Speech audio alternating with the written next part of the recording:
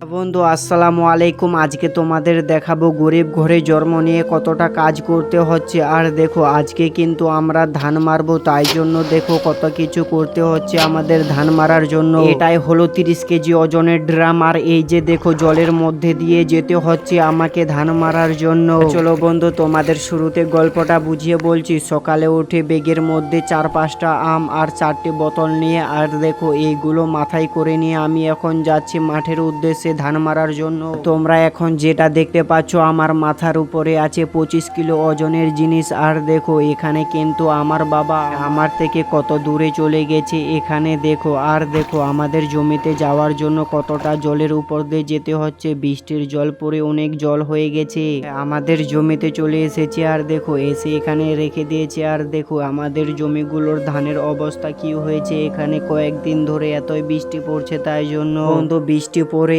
এখানে ধানগুলো ভিজে গেছে। তাই জন্য আমরা সিদ্ধান্ত নিয়েছি যে ধানগুলো মাঠের মধ্যে মারতে হবে। তাই জন্য এখানে ধানগুলো মারার জন্য আমরা জায়গাটা এখানে করে ফেলছি। সবার প্রথমে এখানে দেখো আমরা নেট জালগুলো এখানে বিছিয়ে দিয়েছি, আর একটি প্লাস্টিকও বিছিয়ে দিয়েছি। এইবার দেখো এই যে দেখো ধান কাটাগুলোর উপরে কিভাবে ধানের খোসাগুলো ছড়িয়ে দিচ্ছে, যেন আমাদের এই নেট জালটা না ছিঁড়ে চলে যায়। আর এইবার দেখো আমরা কি এখানে দেখো নেট জাল ও প্লাস্টিকটা আমাদের বেছানো হয়ে গেছে। এইবার দেখো এই রেলটিকে কিভাবে এখানে এখন রাখতে হবে, কারণ এর উপরেই আমরা ধান মারবো। দেখো এই বিড়েলটিকে এখানে ঠিকভাবে বসে দিতে হবে, আর বসানো হয়ে গেলে কিন্তু হয়ে গেছে ফাইনাল। এইবার দেখো জলের বোতলগুলো আর আমগুলো ধানের জমিতে লুকিয়ে রেখে দিলাম, কারণ একটু একটু রোদ করছে, জলটা গরম হয়ে যাবে তাই জন্য। আর দেখো হ্যাঁ এখানে আমার বাবার নেটটাকে ঠিক করছিল। আর এখন আমি তোমাদের দেখাবো ধান কিভাবে হাত দিয়ে মারতে হয়। দেখো সুন্দরভাবে আগে